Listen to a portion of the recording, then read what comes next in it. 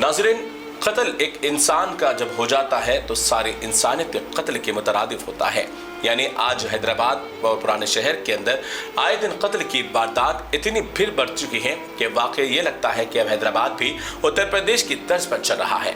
बहरकैफ इस तरीके से क्राइम कंट्रोल एक जानिब पुलिस करने में नाकाम नजर आ रही है, लेकिन एक जानिब पुलिस की अपनी सख्त कार्रवाइयां भी लोगों को दुश्वार लग रही है। लेकिन इस तरीके से कत्ल की बढ़ती वारदातों को लेकर अवाम के अंदर एक खौफ सा पैदा हो गया। मैं बात करूंगा उस कत्ल के ऊपर जिस तरीके से गोलकुंडा इलाके में शेख महबूब उर्फ चांदी मसूद के नाम से एक इन्फ्लुएंसर का कत्ल कर दिया गया। मैं इस नौजवान की गुज़िश्ता जिंदगी के बारे में कुछ कहना नहीं चाहता हूं, बस ये बताना चाहता हूं कि एक नौजवान बेटे का उसके माँ बाप के सामने कत्ल करना कितनी बड़ी अजियत देता होगा। इस खबर के आम होते ही उसके बाद सोशल मीडिया पर कुछ नौजवान इतने सरगर्म हो गए कि अजीब व गरीब तरीके से इस मरने वाले नौजवान के घर वालों पर तंज करने लगे। बहुत सारे ऐसे कमेंट्स है, मैं जिसे जाहिर करना नहीं चाहता, लेकिन अल्फाजों में कहूंगा कि इस मरहूम के जब वालिदा रो रही थी तो लोगों ने इनकी वालिदा के कपड़ों पर तक तंज किया, वालिद के चेहरे और उनके हालत पर तक तंज किया। कई ऐसे नौजवान हैं जिसे रोजगार नहीं मालूम, जिसे अपने घर की जिम्मेदारी नहीं मालूम, लेकिन उंगली चलाते हुए किसी की जिंदगी या फिर किसी के माँ बाप पर उंगली उठाकर कमेंट कर देना आसान समझते हैं।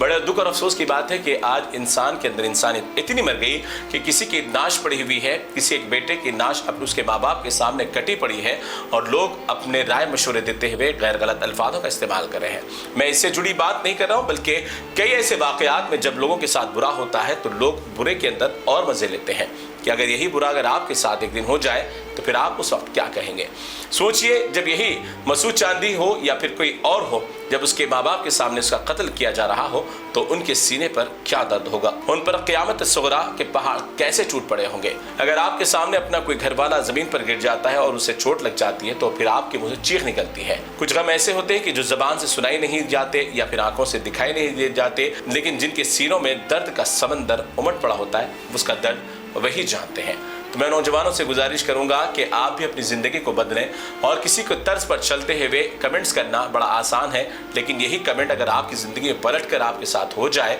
तो फिर आप पर क्या गुजरेगी। बहरकैफ मैं इस मरने वाले नौजवान के फेवर में बात नहीं कर रहा हूँ, बल्कि ये बताना चाहता हूँ कि कैसे आज नौजवान अपनी बेकारी और अपने खाली दिमागी की वजह से कैसे मरने वाले हो या फिर उसका जनाजा भी नहीं उठा, उस पर कैसे तंज करना लोगों को आसान बन गया है। तो मैं आप सभी से गुजारिश करूंगा कि जब किसी का कत्ल हो जाए या कोई मामला उसके साथ मुश्किल का पेश आ जाए तो आप उसके लिए सब्र की तलकीन करें, ना कि उस पर कोई दिलों को तकलीफ देने वाले कमेंट्स ना करें। और मैं तेलंगाना पुलिस से गुजारिश करूंगा कि अगर आए दिन कत्ल की वारदात इसी तरीके से बढ़ जाएगी तो यूपी नीचे की लिस्ट में आ जाएगा और हैदराबाद ऊपर की लिस्ट में क्राइम के अंदर बढ़ जाएगा। हैदराबाद सिटी पुलिस कमिश्नर और तमाम टीम से मेरी गुजारिश है कि इन मामलात पर सख्त एक्शन लेते हुए कातिलों को कैफिर किरदार तक पहुंचाए ताकि लोग कत्ल करने से पहले 100 मरतबा अपनी सजा को लेकर कांप उठे।